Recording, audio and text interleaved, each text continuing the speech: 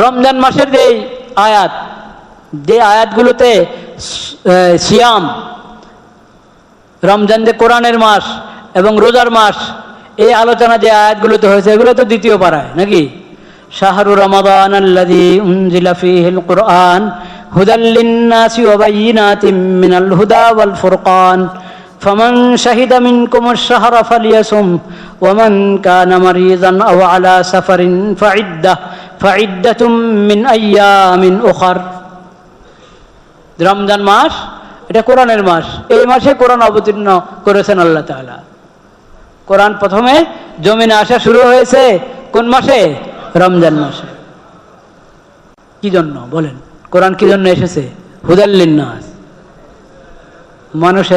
মানব জাতির হেদায়েতের জন্য। জিন জাতিও আছে এর মধ্যে, তাদেরও হেদায়েতের জন্য। ওয়া বায়িনাতিম মিনাল হুদা, হেদায়েতের যাবতীয় নিদর্শন এই কোরআনে রয়েছে।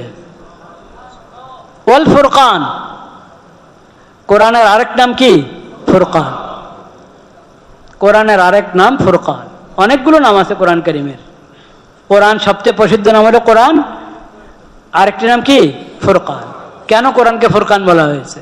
আল্লাহ তাআলা বলেছেন এই কোরআনের মধ্যে আমি ফুরকান অবতীর্ণ করেছি, অর্থাৎ ওসব বিধান, ওসব নিদর্শন আমি এই কোরআনে অবতীর্ণ করেছি, ওসব নিয়ম নীতি এই কোরআনে অবতীর্ণ করেছি, ওসব হেদায়েত এই কোরআনে অবতীর্ণ করেছি যেগুলো অবলম্বন করলে তোমরা হক বাতিলের হক বাতিলের মাঝে পার্থক্য করতে পারবে।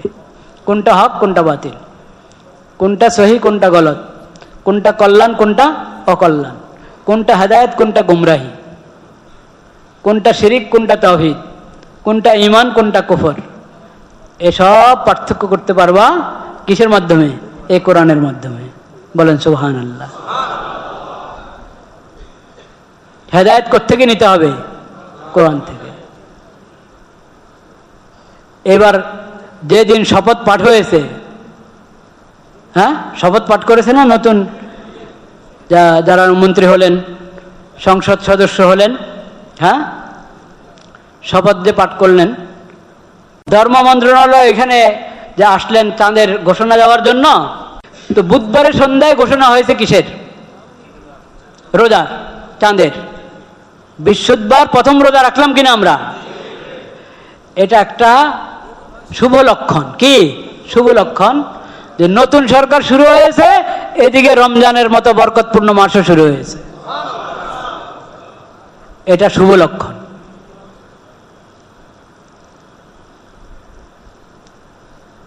তাহলে এই শুভযাত্রা শুভ হবে কখন? যদি কোরআনের হেদায়েত নিয়ে শুরু হয়।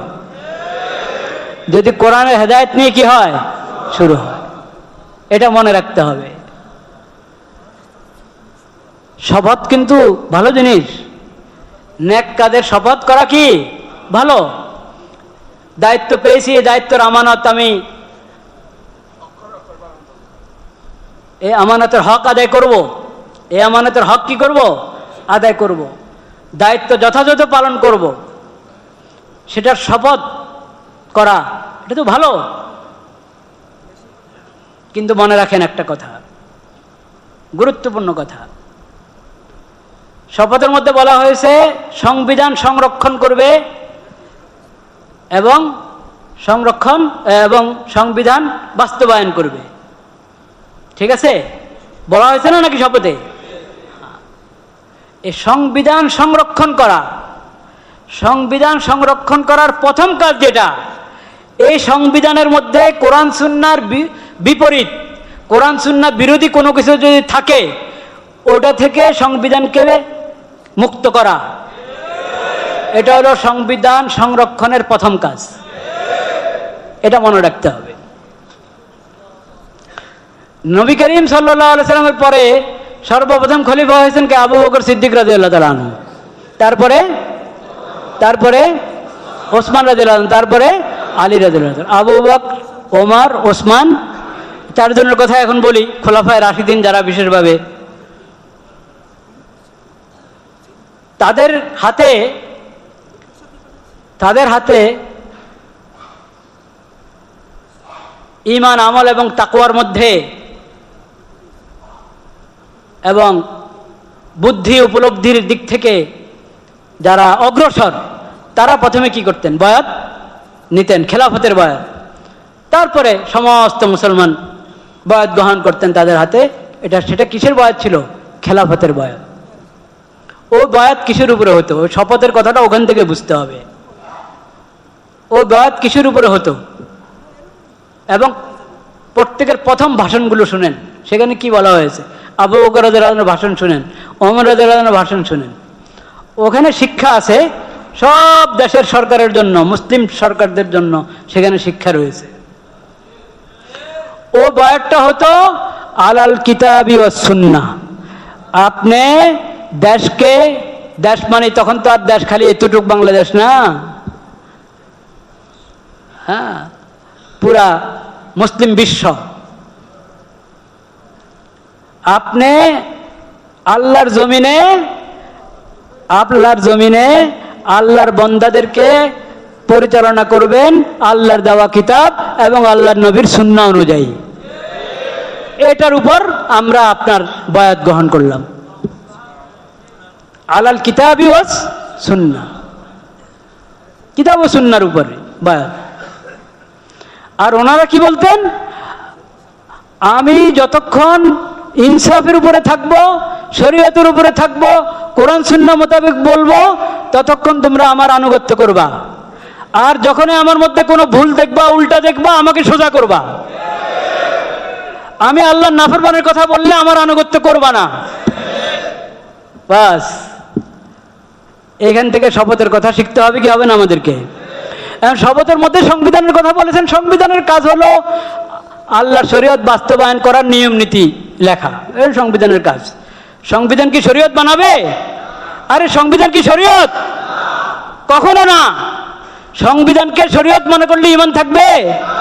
শরীয়ত তো হলো কোরআন হাদিসে আল্লাহ যে শরীয়ত দান করছেন সেটা হলো কি শরীয়ত। সংবিধান হলো ব্যবস্থাপনাগত নিয়ম নীতি। বলেন কি? ব্যবস্থাপনাগত নিয়ম নীতি। ওটার কাজ হলো আল্লাহর শরীয়ত কিভাবে বাস্তবায়ন করা যায় ওটার জন্য নিয়ম বানাবে। আর আল্লাহ তাআলা যেখানে উন্মুক্ত রেখেছেন, কি উন্মুক্ত, এই তরিকাও চলতে পারো, ওই তরিকাও চলতে পারো। শরীয়তের অনেক বিধান এরকম আছে না? কিছু আছে ফরজ নির্ধারিত, হারাম নির্ধারিত। হারাম করা যাবে না, ফরজ ছাড়া যাবে না। হালাল হারাম জায়েজ না জায়েজের যে সীমা রেখা আল্লাহ ঠিক করে দিয়েছেন, সেই সীমা লঙ্ঘন করা যাবে না। আর কিছু আল্লাহ তাআলা মুক্ত রেখেছেন, কি মুক্ত, ওটাকে বলে মুবাহ। ওটাকে বলে কি মুবাহ। এইভাবেও করা যায়, ওইভাবেও করা যায়। করলো গুনাহ নাই, না করলো কি নাই গুনাহ নাই। এই মুবাহ সব রকমও হতে পারে। তা আমরা কোন রকম করব? ওটা ঠিক করা লাগে কি লাগে না? আরে আপনি গাড়ির রাস্তায় দেখেন না, গাড়ি সব যদি একদিকে চলতে থাকে, জনদিক যদি আসা যাওয়া করে একই রাস্তা, তো ঝামেলা হয় কি হয় না? এখন মাঝখানে কি দিয়ে, পার্টিশন দিয়ে ডিভাইড করে দুই রাস্তা করে দিলে, একটা আসার রাস্তা একটা যাওয়ার রাস্তা। হ্যাঁ, আপনি চাইলে এটাও আসার রাস্তা করতে পারেন, চাইলে ওটাও করতে পারেন, কিন্তু একটা ঠিক করতে হবে। তো ঠিক না করলে অ্যাক্সিডেন্ট হওয়ার আশঙ্কা আছে কি নাই? আশঙ্কা আছে, হয়ে যায়। একদিকে চলে তারপরেও তো সমস্যা হয়। তো এখন আমরা কোনটা করব? এটা মশওয়ারা করে ঠিক করতে হবে কি না? করতে হবে। এরকম অনেক বিষয় আছে যেখানে একাধিক পদ্ধতি হতে পারে। আমরা কোন পদ্ধতিতে চলবো এটা মশওয়ারা করে ঠিক করা লাগে। ওটা সংবিধানের কাজ, ওটা সংবিধানের কাজ। হালাল হারামের বিধান বানানো সংবিধানের কিনা কাজ না। বিধান তো আল্লাহ কোরআন হাদিসে দিয়ে দিয়েছেন। বিধান নিতে হবে কোরআন হাদিস থেকে, বিধান নিতে হবে কোরআন হাদিস থেকে। আর সংবিধানের কাজ হলো কোরআন হাদিসের এই বিধানগুলো কিভাবে আমরা বাস্তবায়ন করব। এবং যেখানে আল্লাহ তাআলা আমাদেরকে মুক্ত রেখেছেন সেখানে আমরা কোন তরিকায় চলবো। মুবাহ, এটাও মুবাহ, সেটাও মুবাহ। কোন মুবাহ পদ্ধতি অবলম্বন করব, ওখানে হলো সংবিধানের কাজ। বলেন সুবহানাল্লাহ। সংবিধানকে যদি কেউ আল্লাহর দেওয়া শরীয়তের বিকল্প মনে করে, যে শরীয়ত তো আগে ছিল, শরীয়ত তো কি ছিল? আগে ছিল। এখন সংবিধান অনুসারে দেশ চলবো, সংবিধানের কথা কোরআন হাদিসের বিরুদ্ধে হলো সংবিধানের কথা ঠিক, এরকম যদি কেউ ধারণা করে তার ঈমান থাকবে? সংবিধানের সংস্কারের একটা কথা উঠছে না, এই সংস্কার হতে হলে কিভাবে হবে? প্রথম সংস্কারের প্রথম মানদণ্ড কি? লা ইলাহা ইল্লাল্লাহ মুহাম্মাদুর রাসূলুল্লাহ। সংস্কারের প্রথম মানদণ্ড কোরআন এবং কি হাদিস, ইসলামী কালিমা, ইসলামী শরীয়ত। ওটার আলোকে আগের খতিব সাহেব হযরত মাওলানা ওবায়দুল হক সাহেব, খতিব ওবায়দুল হক সাহেবের বয়ান আমি শুনেছি। হুজুর বলেছেন, যারা ইসলামী শরীয়তের বিশেষজ্ঞ, কোরআন হাদিসের বিশেষজ্ঞ, ফকি এবং মুফতি, তাদের একটা বোর্ড করেন, তাদের পরামর্শ নিয়ে দেশ চালান। অর্থাৎ আপনার সংবিধানকে প্রথম ওই বোর্ডের সামনে পেশ করেন। প্রথম কাজ। ডক্টর ইউনূস সাহেবরা করতে পারেন নাই, বর্তমান সরকার করতে পারে, আল্লাহ তাকে সেই তৌফিক দান করেন। সংস্কারের কথা উনি অনেক বলেছেন ইউনূস সাহেব, কিন্তু ইউনূস সাহেব এই কাজটা করতে পারেন নাই, যে সংবিধানকে প্রথমে উলামায়ে কেরামের কাছে পেশ করো। উলামায়ে কেরাম আগে বলো, সংবিধানের শুরু থেকে শেষ পর্যন্ত পড়ে, যে এখানে কোরআন সুন্নাহর বিরোধী কিছু আছে কিনা, থাকলে সব বাদ দাও। এরপরে সংবিধান বিশেষজ্ঞ, যারা আইন বিশেষজ্ঞ আছে, তাদের সামনে পেশ করেন। এরপরে ওনারা ওটার মধ্যে দেখো যে আমাদের দেশের প্রেক্ষাপট হিসাবে আরো ভালো কিছু হতে পারে কিনা, ওটা দেখবে পরে। প্রথমে দেখো আল্লাহর কোরআন হাদিসের বিরুদ্ধে, আল্লাহর শরীয়তের বিরুদ্ধে কিছু আছে কিনা, থাকলে এগুলা মুছে ফেলো, বাদ দাও, সব বের করো। ওটার নাম নাই খালি সংস্কার আর সংস্কার। এমনি সংস্কার হবে না, এমনি হবে না। সংস্কারের কথা আল্লাহ বলেছেন। সংস্কারের মধ্যে কোনটা আসলে সংস্কার আর কোনটা নকল সংস্কার, এটা পার্থক্য করার মানদণ্ড কি? কোরআন। ওয়াল ফুরকান শাহরু রমাদান আল্লাযী উনজিলা ফীহিল কুরআন হুদাল লিন-নাসি ওয়া বায়িনাতিম মিনাল হুদা ওয়াল ফুরকান ফামান শাহিদা মিনকুমুশ শাহরা ফালিয়াসুম ওয়া মান কানা মারিদান আও আলা সাফারিন ফাইদ্দাতুম মিন আইয়ামিন উখর ইউরিদুল্লাহু বিকুমুল ইউসরা ওয়া লা ইউরিদু বিকুমুল উসর ওয়ালিতুকমিলুল ইদ্দাতা ওয়ালিতুকাব্বিরুল্লাহা আলা মা হাদাকুম ওয়া লাআল্লাকুম তাশকুরুন ওয়া ইযা সাআলাকা ইবাদি আন্নী ফাইন্নী করিব উজিবু দাওয়াতাদ দাঈ ইযা দাআন ফালিয়াস্তাজিবু লি ওয়ালিয়ুমিনু বি লাআল্লাহুম ইয়ারশুদুন। দোয়ার কথা বলেছেন আল্লাহ। সব সময় দোয়া, সব সময় দোয়া, কিন্তু রমজান মাসে কোন সুযোগ যেন বাদ না যায়। দোয়ার কোনো একটা সুযোগ, কোনো একটা মুহূর্ত হাতছাড়া না করি। আল্লাহ সেই তৌফিক আমাদেরকে দান করেন। আউযু বিল্লাহি মিনাশ শাইতানির রাজীম। বিসমিল্লাহির রহমানির রহিম।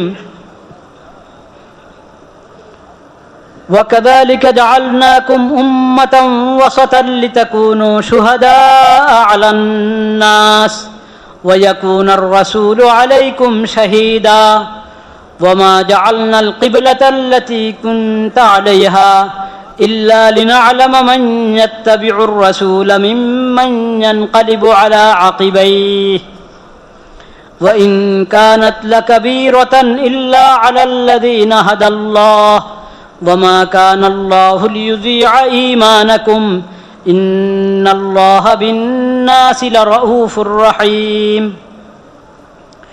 দ্বিতীয় পারার শুরুতে, দ্বিতীয় পারা, প্রথম পারা এবং তৃতীয় পারার প্রথম অংশ, এই পুরা 3 পারার মতো সূরাতুল বাকারা। সূরাতুল কোরআন কারীমের সবচেয়ে বড় সূরা হলো সূরাতুল বাকারা। ঈমান এর বিষয়গুলো, আকীদাগুলো এবং ইসলামের শরীয়তের বিধানগুলো, অধিকাংশ বিধান এই সূরাতুল বাকারার মধ্যে এসে গেছে। সূরাতুল বাকারা যদি সে কোনো ব্যক্তি শুরু থেকে শেষ পর্যন্ত হেফজ করে, ভালোভাবে বুঝে অনুধাবন করে, তার বিধানগুলো আলাদা আলাদা করে বোঝার চেষ্টা করে, তাহলে ইসলামী শরীয়তের অনেক বড় অংশ সে শিখে ফেলল। এজন্য সাহাবায়ে কেরামের কাছে সূরাতুল বাকারার অনেক বড় গুরুত্ব ছিল ওই দৃষ্টিকোণ থেকে যে সূরাতুল বাকারা যদি একজন আত্মস্থ করে থাকে, সে তো শরীয়তের প্রায় সকল গুরুত্বপূর্ণ বিধানে পেয়ে গেল, শিখে ফেলল। কোন সাহাবী যখন দেখতো যে অমুকের সূরাতুল বাকারা শিখা হয়ে গেছে, তখন সবাই তার দিকে গুরুত্বের সাথে তাকাতো, তার সকলের দৃষ্টিতে তার বিশেষ একটা ইজ্জত এবং সম্মান পরিলক্ষিত হতো। সূরাতুল বাকারা হিফজ করে ফেলেছে, সূরাতুল বাকারা ইয়াদ করে ফেলেছে, সূরাতুল বাকারার তাফসীর শিখে ফেলেছে। কারণ শরীয়তের মধ্যে আল্লাহর যে বিধানগুলো, আল্লাহ কি কি হুকুম করেছেন, নির্দেশ দিয়েছেন, কি নিষেধ করেছেন, কি ফরজ করেছেন, এরকম হাজারো বিধান শুধু সূরাতুল বাকারার মধ্যে আছে। তো সূরাতুল বাকারার এক পারা শেষ হওয়ার পর দ্বিতীয় পারা যেখানে শুরু হয়, সেখানে প্রথম যে বিধানটা এসেছে সেটা হলো কিবলার বিধান। নামাজে আমরা কিবলামুখী হই না সবাই? আমাদের কিবলা কোন দিকে? মসজিদুল হারাম, মসজিদুল হারাম, বাইতুল্লাহ। মসজিদুল হারামের দিকে ফিরে আমরা নামাজ আদায় করি। আমরা যেহেতু মসজিদুল হারামের পূর্ব দিকে অবস্থিত, সেজন্য আমরা পশ্চিম দিকে ফিরলেই মসজিদুল হারামের দিকে ফিরা হয়। যারা মসজিদুল হারাম থেকে পশ্চিম দিকে আছেন, তারা পূর্ব দিকে ফিরলে মসজিদুল হারামের দিকে ফিরা হয়। এরকম উত্তর দক্ষিণ। মদিনা মুনাওয়ারা থেকে মসজিদুল হারাম উত্তর দিকে, মদিনা মুনাওয়ারা থেকে মসজিদে হারামের দিকে ফিরতে হলে কোন দিকে ফিরতে হয়? দক্ষিণ দিকে, উত্তর দিকে ফিরতে হয়। মানে মসজিদে হারাম উত্তর দিকে মদিনা মুনাওয়ারা থেকে। তো মদিনাবাসী কিবলামুখী হওয়ার জন্য কোন দিকে ফিরে? উত্তর দিকে ফিরে। এইভাবে মসজিদুল হারামকে কিবলা বানিয়ে নামাজ আদায় করা ফরজ। নামাজের ফরজগুলোর মধ্যে তাকবীরে তাহরিমার আগেই যে ফরজগুলো, শর্তগুলো, একটা বড় শর্ত কি? কিবলামুখী হওয়া। কি হওয়া? কিবলামুখী। কোন দিকে, কোনটা কিবলা, এটা কে ঠিক করবেন? আল্লাহ তাআলা। কে ঠিক করবেন? আল্লাহ তাআলা।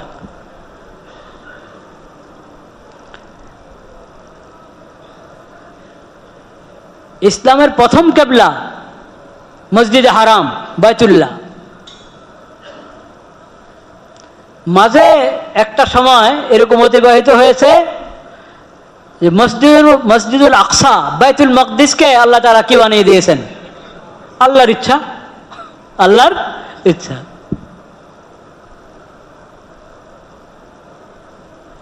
নবী করিম সাল্লাল্লাহু আলাইহি ওয়াসাল্লাম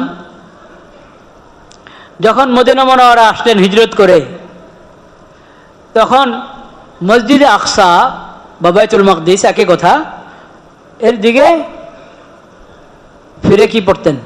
নামাজ পড়তেন, নামাজ আদায় করতেন।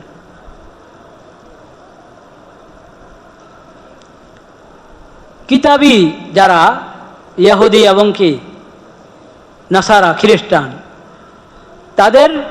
তারাও বাইতুল মাকদিসকে কি মনে করে? কিবলা মনে করে। নামাজের মধ্যে, ইবাদতের মধ্যে তাদের কিবলাও বাইতুল মাকদিস। 16-17 মাস নবী করিম সাল্লাল্লাহু আলাইহি ওয়াসাল্লাম বাইতুল মাকদিসের দিকে ফিরে নামাজ পড়লেন। কোথায়? মদিনা মুনাওয়ারা যখন আসলেন। কার হুকুমে? আল্লাহর হুকুম। এরপর আল্লাহ তাআলা নতুন বিধান দিলেন যে এখন থেকে মসজিদে হারামকে কিবলা মানো। এখন থেকে মসজিদে হারামকে কি করো? কিবলা হিসেবে গ্রহণ করো। মসজিদে হারামের দিকে ফিরে নামাজ আদায় করো।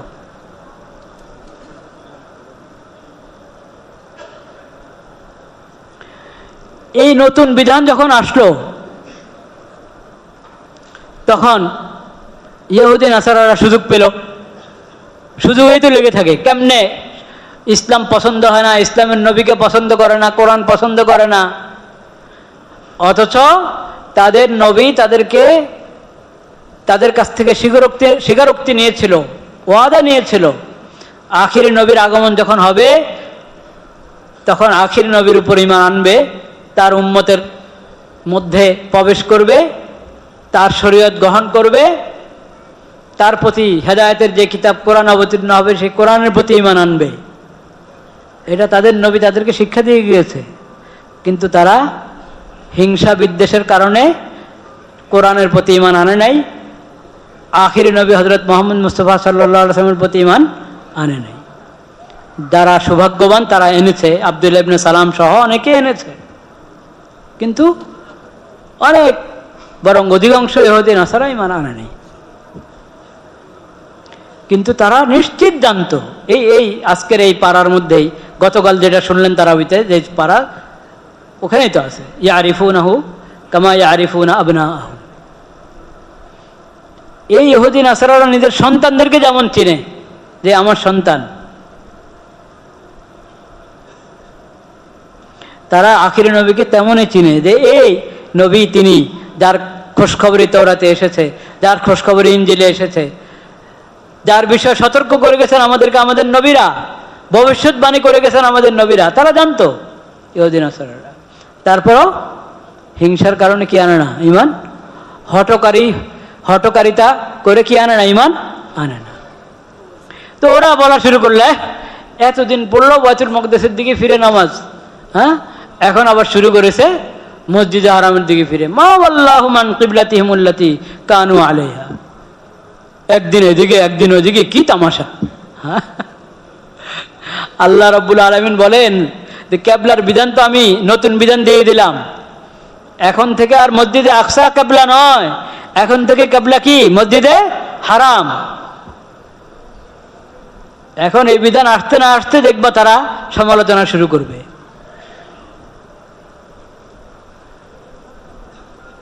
এই নির্বোধ লোকেরা সমালোচনা। আসুফাহা শব্দ কোরআনে আল্লাহ বলেছেন, আল্লাহ তো বলতেই পারেন।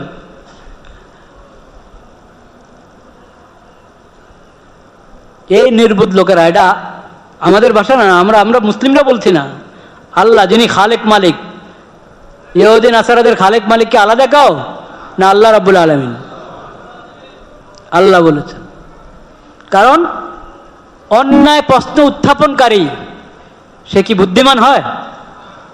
বুদ্ধিমান ব্যক্তি অহেতুক প্রশ্ন করে না, অনর্থক প্রশ্ন করে না, অন্যায় প্রশ্ন করে না। অন্যায় আপত্তি তোলা এটা বুদ্ধিমান মানুষের কাজ না, এটা মনে রাখতে হবে। এখান থেকে শিক্ষা গ্রহণ করতে হবে আয়াত থেকে। অন্যায় প্রশ্ন, আরে বিধানদাতা আল্লাহ তাআলা, শরীয়ত দাতা কে? আল্লাহ রাব্বুল আলামিনের হুকুমেই তো এতদিন বাইতুল মাকদিসের দিকে ফিরে নামাজ পড়েছিলে। সে আল্লাহ এখন হুকুম করছেন যে না, এখন থেকে কিবলা কি? মসজিদে হারাম। কিয়ামত পর্যন্তের জন্য এখন কিবলা কি? মসজিদে হারাম। তো এখন মসজিদে হারামের দিকে ফিরে নামাজ পড়বে। আগের কিবলা তো আল্লাহর হুকুমে ছিল, এই নতুন কিবলা কার হুকুমে? আল্লাহর হুকুমে। তাহলে প্রশ্ন কেন? কেন আপত্তি তুলছ খামাখা? আল্লাহ বলেন, কুল লিল্লাহিল মাশরিক ওয়াল মাগরিব ইয়াহদি মান ইয়াশা আল্লাহ মান ইয়াশা ইলা সিরাতিম মুস্তাকিম। পূর্ব দিক, পশ্চিম দিক, উত্তর দিক, দক্ষিণ দিক, সব দিকের খালেক কে? আল্লাহ। মালিক কে? আল্লাহ। মসজিদে আকসার মধ্যে বরকত রেখেছেন কে? মসজিদে হারামের মধ্যে বরকত রেখেছেন কে? আর হেদায়েতের প্রথম কেন্দ্র হিসেবে আল্লাহ তাআলা কোন ঘর বানিয়েছিলেন? বাইতুল্লাহ, কাবা, বাইতুল্লাহ। তা আল্লাহ তো জানেন কোনটাকে কিবলা বানাবেন। এতদিন আল্লাহ ওটার হুকুম দিয়েছেন, এখন আল্লাহ এটার হুকুম দিচ্ছেন। বাস, আল্লাহর হুকুম এসেছে, এটা পালন করো, মানো। ইয়াহদি মান ইয়াশা ইলা সিরাতিম মুস্তাকিম। আল্লাহ যাকে চান সিরাতে মুস্তাকিমের দিকে কি রাস্তা দেখাবেন।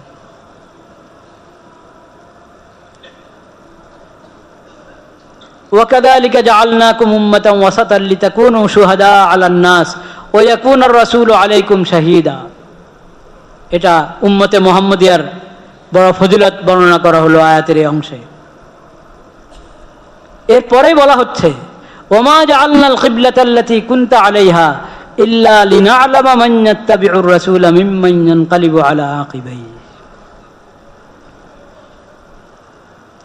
এতদিন যে কিবলা, হে নবী, আপনি এতদিন যে কিবলার দিকে ফিরে নামাজ পড়েছিলেন, সেই বিধান যে আমি দিয়েছি, কেন দিয়েছিলাম?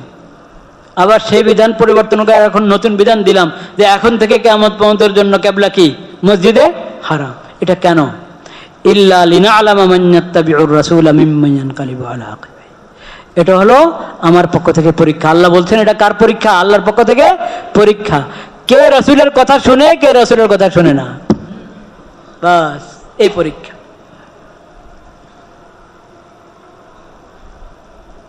কে রাসূলকে, আল্লাহর রাসূলকে কে অনুসরণ করে, কে অনুসরণ করে না, কে রাসূলের আনুগত্য করে, কে করে না, এই পরীক্ষার জন্য এই বিধান দেওয়া হয়েছে।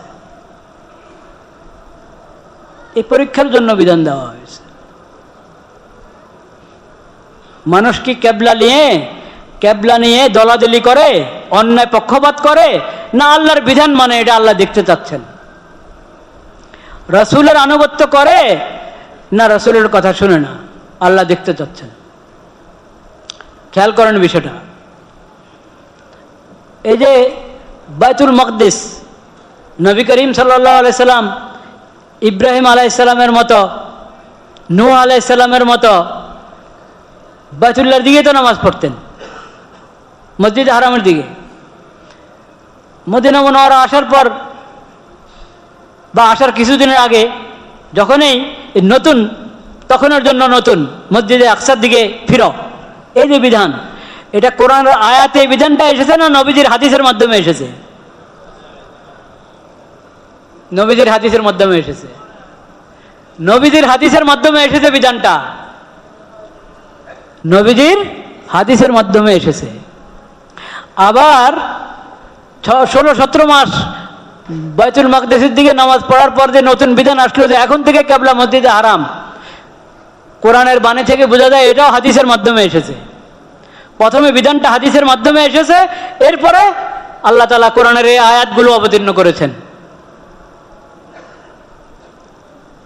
খেয়াল করে শুনেন, এটা পরীক্ষা। আমার রসুল যখন কোরআনের আয়াত শোনায় তখনই তোমরা রসুলকে মানো না, যখন রসুল নিজে বাণী পেশ করেন, হাদিস পেশ করেন, সুন্নাহ পেশ করেন, আমল করিয়ে দেখান, তখনও রসুলকে মানো। খালি কোরআনের আয়াত শোনালে মানবা রসুলকে? রসুল হাদিস শোনালে মানবা না? ঈমান থাকবে? রসুল যখন কোরআনের আয়াত শোনান তখন যখন রসুল, যেমন রসুলকে মানা জরুরি, রসুল যখন হাদিস শোনান, সুন্নাহ শোনান, আমল করে দেখান, তখনও রসুলকে মানা জরুরি। রাসূলুল্লাহ সাল্লাল্লাহু আলাইহি সাল্লাম কোরআনের আয়াত শোনালে বললেন আমান্না, আর যখন রাসূলুল্লাহ সাল্লাল্লাহু আলাইহি ওয়াসাল্লাম আল্লাহর পক্ষ থেকে হাদিস শোনাবেন, কোরআনের আয়াত না হাদিস, রাসূলুল্লাহ হাদিসে যা বলেন সেটা আল্লাহর পক্ষ থেকে বলেন না নিজের থেকে বলেন? আল্লাহর পক্ষ থেকে বলেন। তো রাসূলুল্লাহর হাদিস, রাসূলুল্লাহর সুন্নাহ, রাসূলুল্লাহর বাণী, ওটাও আল্লাহর পক্ষ থেকে, ওটাও ওহীর একটা প্রকার। সেটার উপরে যদি ঈমান না আনা হয়, সেটা যদি না মানা হয়, তাহলে ঈমান সাব্যস্ত হবে না। কোনার রাসূলুল্লাহ সাল্লাল্লাহু আলাইহি ওয়াসাল্লামের প্রতি ঈমান সাব্যস্ত হতে হলে রাসূলের দেওয়া কোরআন মানা যেমন জরুরি, রাসূলের দেওয়া হাদিস ও সুন্নাত মানাও কি জরুরি। আল্লাহ পরীক্ষা করতে চাচ্ছেন। সরাসরি কোরআনের আয়াতের মাধ্যমে বিধান পেলে রাসূলুল্লাহর হাতে, তখন মানবে। আর রাসূলুল্লাহর হাতে বিধান পাচ্ছ, সেটাও তো শরীয়তের বিধান, আল্লাহর বিধান, আয়াত না হোক, সরাসরি কোরআনের আয়াত না, রাসূলুল্লাহ বিধান পেশ করছেন আল্লাহর পক্ষ থেকে, তখন রাসূলুল্লাহকে মানো কিনা ওটা আল্লাহ দেখতে চাচ্ছেন। যারা মানে না তারা ফেল, তারা কি? আর যারা মানে তারা কি? পাস। আজকাল সমাজে যারা আছে, রাসূল করিম সাল্লাল্লাহু আলাইহি ওয়াসাল্লাম আল্লাহর পক্ষ থেকে যে কোরআন দিয়ে গেলেন, তারা দাবি করে তারা নাকি কোরআন মানে, এবং নিজেদের নামও রেখেছে আহলে কোরআন, কিন্তু রাসূলুল্লাহর হাদিসের উপরে তাদের বিশ্বাস নাই। রাসূলুল্লাহ সাল্লাল্লাহু আলাইহি ওয়াসাল্লাম যে শরীয়ত আল্লাহর পক্ষ থেকে দিয়ে গেছেন, এই ইসলামী শরীয়তের প্রতি তাদের ঈমান নাই। ওরা কি মুসলমান? ওরা কি মুমিন? মনে রাখবেন, পরীক্ষা। ইল্লা লিনা'লামা মান ইয়াত্তাবি'ুর রাসূলা মিম্মান ইয়ানকালিবু আলা আকিবাই। পরীক্ষা অনেক দিক থেকে পরীক্ষা। একটা দিক বলা হলো, আরেকটা দিক রাসূলুল্লাহ সাল্লাল্লাহু আলাইহি ওয়াসাল্লামের প্রতি ঈমান আনলেন যে সাহাবায়ে কেরাম, তাদের জন্য পরীক্ষা। কিন্তু আল্লাহর রসুলের সাহাবীগণ সব পরীক্ষায় পাশ করেছেন কিনা? পাশ করেছেন, সব পরীক্ষা পাশ করেছেন। সেই জন্যই সাহাবায়ে কেরাম মেয়ারে হক, সেই জন্য সাহাবায়ে কেরাম কি মেয়ারে হক। পরীক্ষা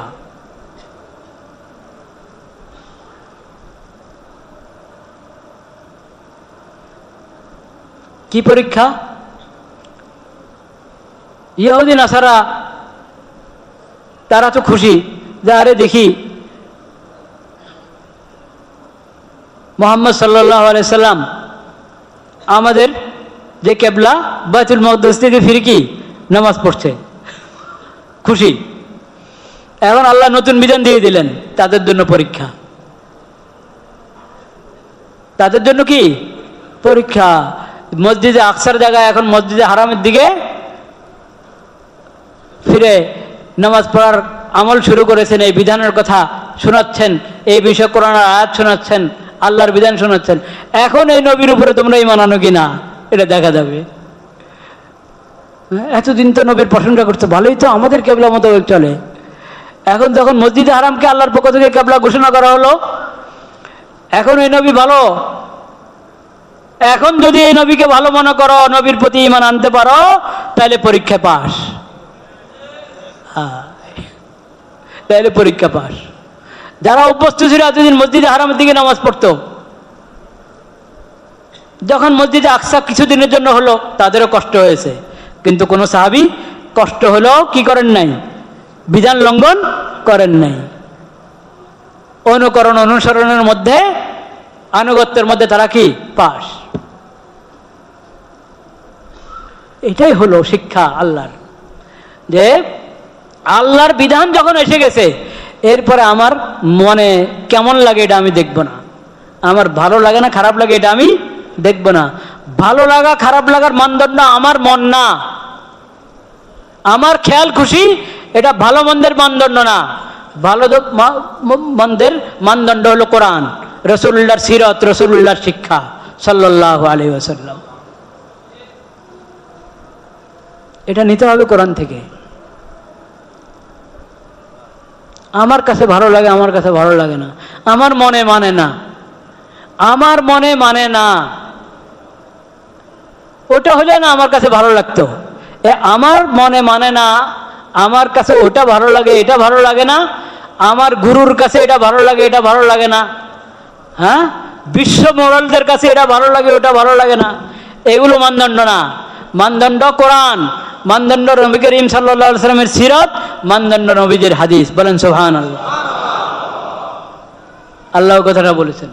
আল্লাহ পরীক্ষা করতে চান, তোমরা কি আল্লাহর বিধান মানো, নবীজির তরিকা মানো, না নিজের মনচাহি জিন্দেগি ভালোবাসো, কোনটা? ওয়ামা জাআলনাল কিবলাতাল্লাতী কুনতা আলাইহা ইল্লা লিনা'লামা মান ইয়াত্তাবি'ুর রাসূলা মিম্মান ইয়ানকালিবু আলা আকিবাইহি ওয়া ইন কানাত লাকাবীরাতান ইল্লা আলাল্লাযীনা হাদাল্লাহ ওয়া ইন কানাত লাকাবীরাতান। এটা আনুগত্য, নিজের রুচি, নিজের অভিরুচি এর বিপরীতে যখন আল্লাহর বিধান এসে যাবে, ওই বিধানের সামনে মাথা নত করা, ওটাকে স্বতঃস্ফূর্তভাবে মেনে নেওয়া, এটা হলো মুমিনের কাজ। এটা হলো কি মুমিনের কাজ, মুসলিমের কাজ। তো দ্বিতীয় পারার একবারে প্রথম পৃষ্ঠার প্রথম যে আয়াতগুলো, ওখান থেকে যে শিক্ষাগুলো আমরা নেওয়ার মতো সব শিক্ষাই নিতে হবে। যে শিক্ষাগুলো এখানে রয়েছে, হ্যাঁ, ওগুলোর মধ্যে বড় একটা শিক্ষার আমরা আলোচনা করলাম। আল্লাহ তাআলা আমাদেরকে বোঝার এবং আমল করার তৌফিক দিন।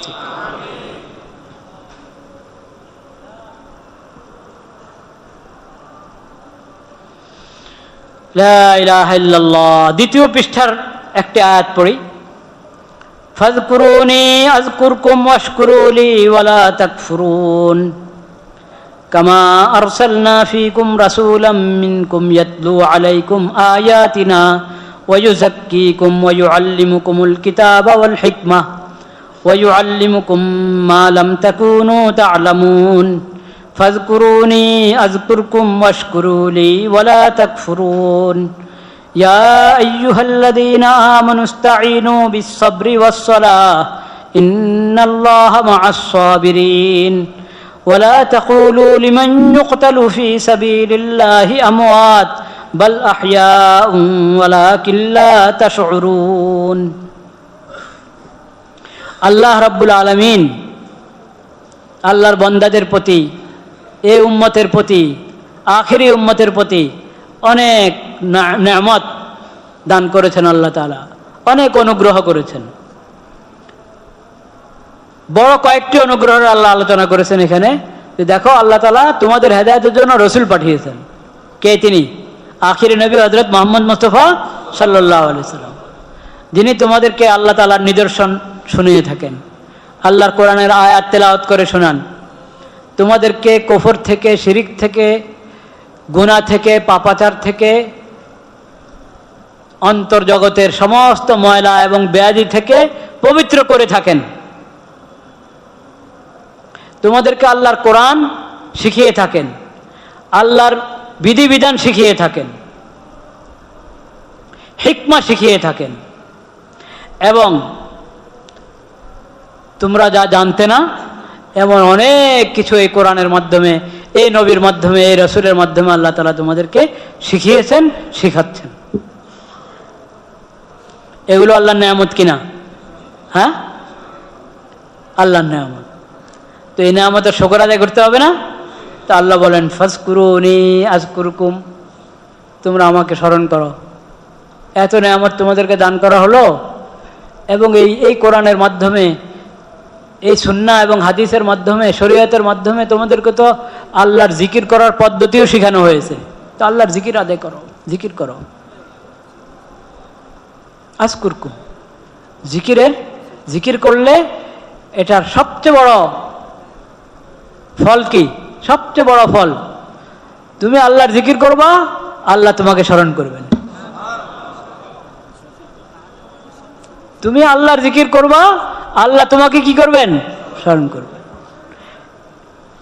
আমরা সাধারণ না খান্দা নালায়েক, হ্যাঁ, আল্লাহ আমাদেরকে স্মরণ করবেন। আমি বলবো সুবহানাল্লাহ, আল্লাহ বলবেন দেখো আমার বান্দা আমার পবিত্রতা বর্ণনা করছে। আমি বলবো আলহামদুলিল্লাহ, আল্লাহ বলবেন দেখো, ফেরেশতাদেরকে বলবেন দেখো আমার বান্দা আমার প্রশংসা করছে, আমার শুকর আদায় করছে। আমি বলবো আল্লাহু আকবার, আল্লাহ বলবেন দেখো আমার বান্দা আমার মাহাত্ম্য বর্ণনা করছে। আপনি দোয়ার মাধ্যমে আল্লাহকে স্মরণ করবেন, আল্লাহ আমাদেরকে ক্ষমা করে দেন, আমাদেরকে রমজানের খায়ের বরকত দান করেন। হ্যাঁ, আল্লাহ ফেরেশতাদেরকে বলবেন দেখো আমার বান্দা কি চাচ্ছে আমার কাছে, আমি সব দিয়ে দিলাম তাদেরকে। ফাজকুরুনি আযকুরকুম, তোমরা আমার জিকির করো, আমি তোমাদেরকে স্মরণ করব। তুমি জিকির করবা, আমি আল্লাহকে স্মরণ করব, জিকিরের একটা বাক্য উচ্চারণ করব, জিকিরের একটা আমল করব, আল্লাহ কতভাবে আমাকে স্মরণ করবেন, কতভাবে। আমল নামার ফেরেশতাকে বলবেন এটা লেখো, আমার বান্দা নেক আমল করেছে এটা লেখো।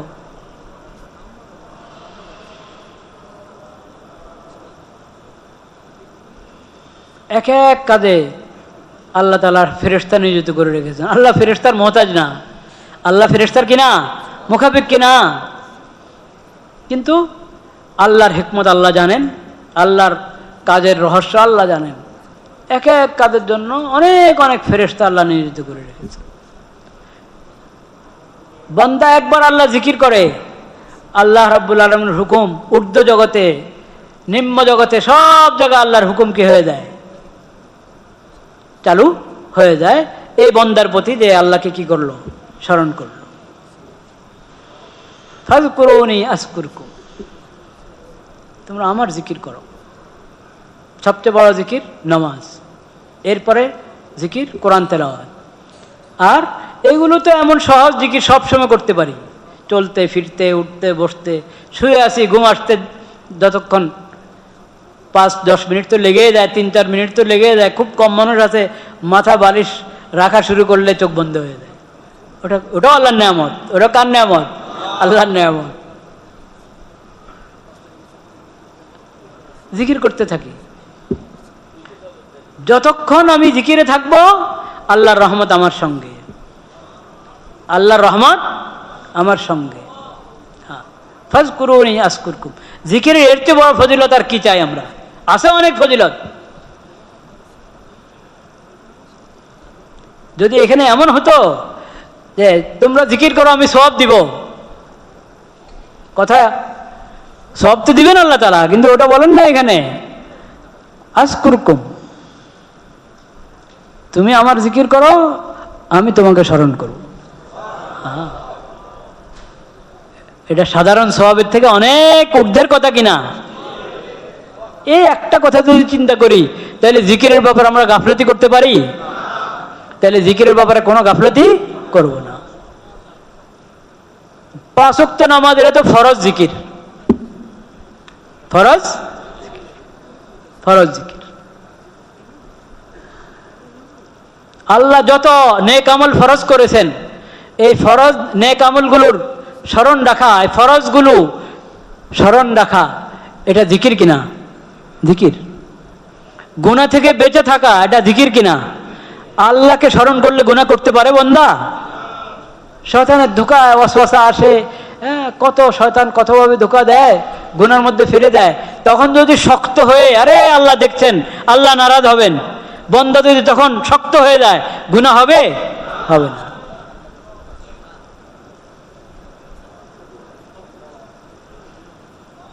এই 3 প্রকারের ফরজ জিকির। 5 ওয়াক্ত ফরজ নামাজ আদায় করা, আল্লাহ যত নেক আমল ফরজ করেছেন ওগুলো আদায় করা, আল্লাহ যা হারাম করেছেন ওগুলো থেকে বেঁচে থাকা, গুনাহ থেকে। এই 3 প্রকারের জিকির হলো ফরজ জিকির। এই ফরজ জিকিরের ব্যাপারে কোনো অবহেলা আমরা করব না ইনশাআল্লাহ।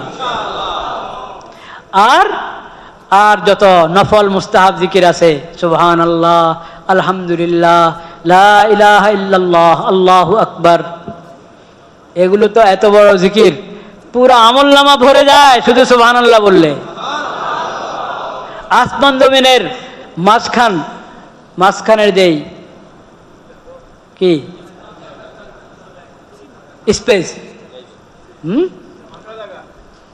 ফাঁকা জায়গা কতটুক মনে করেন আপনি? ফাঁকা জায়গা কতটুক শুনি? বিজ্ঞান তো আপনারা না ভালো জানেন আমাদের থেকে। একবারে নিচের আসমান যেটা, সাত আসমানের নিচের আসমান যেটা, ওই নিচের আসমানের নিচে হলো পুরা মহাকাশ, যেটাকে মহাকাশ বলা হয়, শূন্য মহাকাশ। এই মহাকাশটা আল্লাহর বানানো 7 আসমানের প্রথম আসমানের নিচের অংশ মহাকাশ। সেই মহাকাশের মধ্যে আল্লাহ কত নক্ষত্র, কত গ্রহ উপগ্রহ সৃষ্টি করে রেখেছেন। এমন এমন নক্ষত্র এখনো আছে যেগুলার আলো এখনো পৃথিবীতে আসে নাই, অথচ আলো তো আলোর গতিতে চলে। 1 আলোকবর্ষ এর ব্যাখ্যা দেন কোনো বিজ্ঞানী থাকলে উঠে।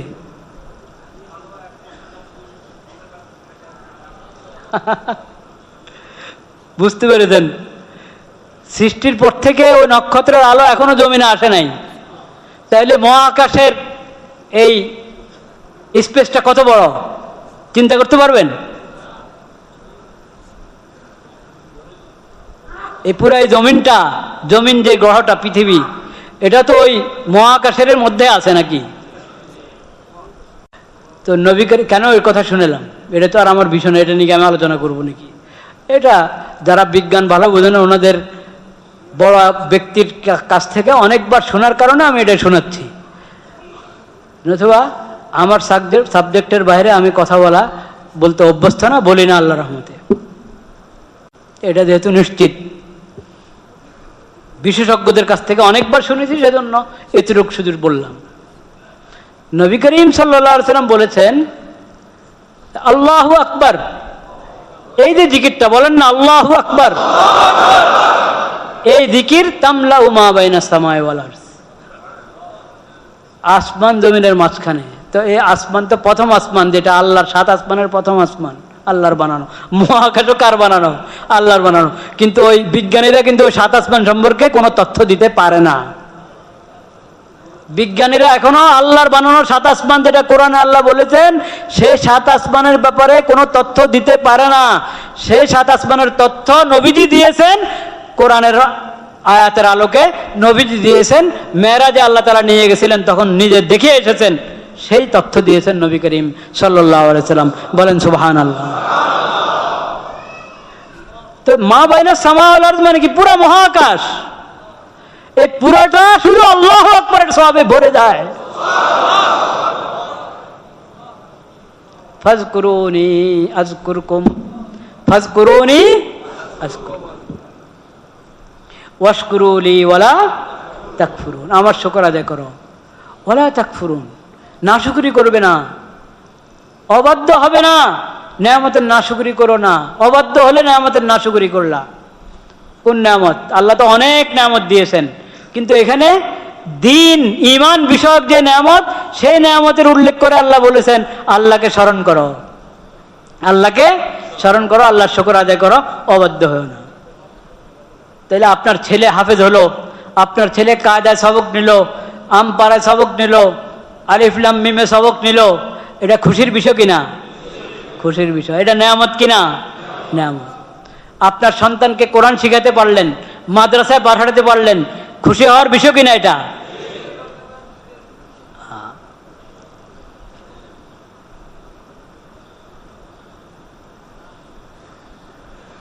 ইয়া আইয়ুহাল্লাযীনা আমানু ইসতাঈনু বিস-সাবরি ওয়াস-সালাহ ইন্নাল্লাহা মা'আস সাবিরিন। হে ঈমানদারগণ, পরের আয়াতের মধ্যে আল্লাহ বলছেন, হে ঈমানদারগণ, সাহায্য চাও। কি চাও? আল্লাহর কাছে সাহায্য চাও, সবরের মাধ্যমে, সালাতের মাধ্যমে। যদি সবর করো তাহলে এটা সাহায্য প্রার্থনা হলো, যদি সালাত আদায় করো সাহায্য প্রার্থনা হলো। মানুষ পেরেশান, হুজুর আমার কত পেরেশান, কত কষ্ট আছে, এক একজন এক এক কষ্টের মধ্যে, কত কষ্ট, কত পেরেশানি, কত জ্বালা, কত দুশ্চিন্তা। আল্লাহ বলেন আরে সবর করো, সাহায্য আসবে। হ্যাঁ, নামাজে দাঁড়াও, সাহায্য আসবে। নামাজে দাঁড়াইলে তো আপনি সূরা ফাতিহা পড়বেন, ইয়্যাকা না'বুদু ওয়া ইয়্যাকা নাস্তাঈন। আল্লাহ আমরা একমাত্র আপনারই ইবাদত করি, আপনার কাছে প্রার্থনা চাই। এই যে ঘরে কত পেরেশানি, আমার ব্যবসার মধ্যে কত পেরেশানি, আরো কত ঝামেলা আছে, আল্লাহ সব আপনি জানেন।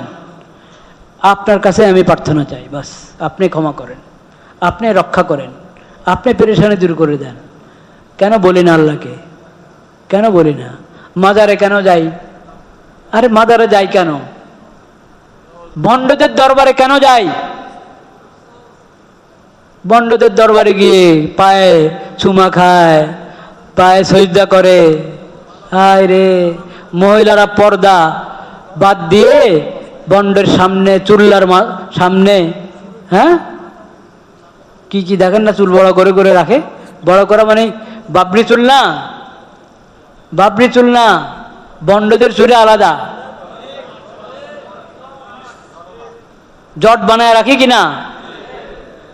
কিছু আল্লাহর বান্দার কথা জানতে পেরেছি, তারা এই ধরনের লোকদেরকে ধরে ধরে আদর করে, মোহাব্বত করে, জটগুলো কেটে মাথায় ইয়ে করে, একবারই গোসল টোসল করিয়ে, নতুন জামা পায়জামা সালোয়ার পরিয়ে বাস ওদের খরচ টরচ দিয়ে বাড়িতে পাঠিয়ে দেয়। এটা অনেক ভালো কাজ। কে করছে আমি জানি না, কিন্তু কাজটা কি ভালো। আর অনেকে মনে করে কি ওরা যেভাবে কয়ে হালাক হয়ে দেবা, ও জট কাটার সময় বলে যে এটা ধরলে হালাক হয়ে দেবা, কিচ্ছু হয় না। কি হালাক হবে? তুমি গুনার কাজ করতেছ। হ্যাঁ, এবং এই ধরনের লোকদের অনেকের আকীদা বিশ্বাস ঠিক থাকে না সাধারণত। তোমার কিচ্ছু হয় না, আর তোমার জট কেটে দেওয়া যেটা শরীয়তের বিধান, বাকি জবরদস্তি করবে না। আমি দেখেছি তারা জবরদস্তি করে না। কোনো জবরদস্তি করে না, বুঝায়, আদর যত্ন করে কেটে দেয়, কিন্তু ওরা ধমকাতে থাকে রে তুমি শেষ হয়ে দেবা। আসলে কোনো শেষ হওয়ার কারণে নেই, শেষ হওয়ার কোনো কারণে নেই। হ্যাঁ, মাজারে কেন যান? এদের পিছনে পিছনে ঘুরে যদি একজনকে একবারই মুছে দিল বা একটা কিছু বলে দিল, তাহলে একবারে কিল্লা ফাতা হয়ে যাবে নাকি? বলেন নাউজুবিল্লাহ। ও সতর ঢাকে না, সে কি সুস্থ মস্তিষ্ক, তার মস্তিষ্কটা সুস্থ, মানে সে সুস্থ মানুষ না পাগল? পাগল হলে তো পাগলই, তো সে কি দোয়া করবে আপনার জন্য? আর যদি সে সুস্থ মস্তিষ্ক সম্পন্ন হয়ে এরকম করে, তো সে তো প্রতারক, ভণ্ড। ওর আকীদা ঠিক না, আপনার জন্য কি দোয়া করবে? এই ধরনের লোকদের পিছনে কখনো ঘুরবেন না, তাদের কাছে কিছু চাবেন না। আরে মেয়া, ওই যে দেখেন এইখানে কাছে আছে গোলাপ শাহ মাজার, ওইদিকে দেখেন কি করে, ওইদিকে মসজিদ আছে, ওখানে গিয়ে নামাজ পড়বে, তা না করে এখানে সজদা দিতে থাকে, কাঁদতে থাকে। আরে এখানে তুমি কার কাছে কাঁদো? এই তো আল্লাহর বান্দা, এই তো আল্লাহর মুহতাজ, আল্লাহর মুখাপেক্ষী। তুমি আল্লাহর কাছে তার জন্য চাও, তার কাছে চাও না।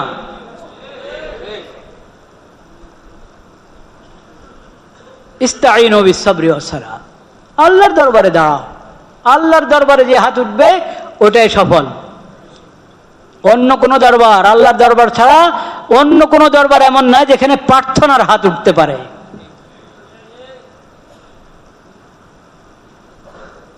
ইন্নাল্লাহা মা'আস-সাবিরিন, আল্লাহ সবরকারীদের সঙ্গে আছেন। রোজার মধ্যে সবর আছে কি নাই? রোজার মাধ্যমে আমরা আল্লাহর সঙ্গ অর্জন করব কি করব না? ওয়ালা তাকুলু লিমান ইউকতালু ফি সাবিলিল্লাহি আমওয়াত, আল্লাহর রাস্তায় যারা নিজের জান দিয়ে দিয়েছে, আল্লাহর রাস্তায় মৃত্যুবরণ করেছে, তাদেরকে মুর্দা বলবে না, তাদেরকে মুর্দা বলবে না, মৃত্যু বলবে না তাদেরকে। বাল আহইয়া, ওরা তো আল্লাহর কাছে জীবিত, রিজিক পাচ্ছে। অন্য আয়াতে আছে আল্লাহর কাছে কি রিজিক পাচ্ছে তারা। ওয়ালাকিন লা তাশউরুন, যারা শহীদ, আল্লাহর রাস্তায় যারা শহীদ হয়েছে তারা জীবিত। দুনিয়ার হায়াত তারা শেষ করেছে, দুনিয়ার হায়াত শেষ করে শহীদ হয়ে গেল, কিন্তু শহীদ শাহাদাতের মর্যাদা লাভ করার পর আল্লাহ তাদেরকে দুনিয়ার হায়াত থেকে অনেক শক্তিশালী হায়াত দান করেছেন। তাদেরকে তোমরা মুর্দা বলতে পারো না, মৃত্যু বলতে পারো না। ওয়ালাকিন লা তাশউরুন, তোমরা বুঝো না আর কি। তোমরা আমরা তো কবর দিয়ে আসলাম নিজেরা। শহীদদের তো আল্লাহ তাআলা দেহ কি করেন? হেফাজত করেন, দেহ পর্যন্ত মাটি খায় না। অনেক ঘটনা ইতিহাসে আছে এরকম।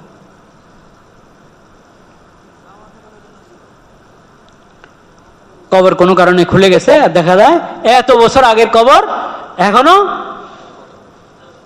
তার দেহ তো অক্ষুণ্ণ আছেই, কাফনের কাপড়টা অক্ষুণ্ণ আছে।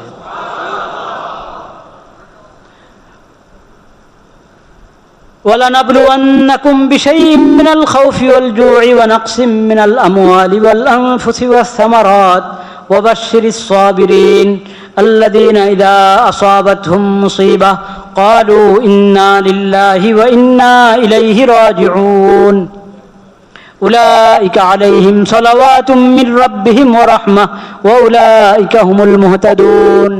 সবর এর ফজিলত, মর্যাদা, সবরকারীদের আল্লাহর কাছে কি মর্যাদা, আল্লাহ কি কি দান করেন তাদেরকে, এই বিষয়ে আলোচনা হয়েছে। আপনারা নিজেরা পড়ে নেবেন তাফসীরে মাআরিফুল কোরআনে। এই পারা থেকেই আর দুটি আয়াত পড়ব শুধু ইনশাআল্লাহ। একটি আয়াত, লাইসাল বিররা আন তুওয়াল্লু ওয়ুজুহাকুম কিবালাল মাশরিকি ওয়াল মাগরিব ওয়ালাকিন্নাল বিররা মান আমানা বিল্লাহি ওয়াল ইয়াউমিল আখির والملائكة والكتاب والنبيين وآتى المال على حبه ذوي القربى واليتامى والمساكين وابن السبيل والسائلين وفي الرقاب وأقام الصلاة وآتى الزكاة والموفون بعهدهم إذا عاهدوا والصابرين في البأساء والضراء وحين البأس উলাইকাল্লাযীনা সাদাকু ওয়া উলাইকা হুমুল মুত্তাকুন। 177 নম্বর আয়াত সূরাতুল বাকারার 2 নম্বর সূরার 177 নম্বর আয়াত। এটা পড়বেন। এক আয়াতের মধ্যে আল্লাহ তাআলা আমাদেরকে ঈমানের আকীদাগুলো, ইসলামের আকীদাগুলো জানিয়ে দিলেন এবং ইসলামের ভিত্তি যেসব ফরজ আমল এবং ইবাদতের উপর ওগুলোর কথা বললেন, আল্লাহর হক বান্দার হক সম্পর্কে আমাদেরকে বললেন। হ্যাঁ, নেক কাজ, নেক কাজের বিবরণ দিয়েছেন আল্লাহ তাআলা। এসব নেক কাজগুলো আমাদেরকে জানার, বুঝার, নেক কাজের পদ্ধতি বুঝে সহি তরিকায় সমস্ত নেক কাজ আঞ্জাম দেওয়ার আল্লাহ তাআলা আমাদেরকে কি দান করেন? তৌফিক দান করেন।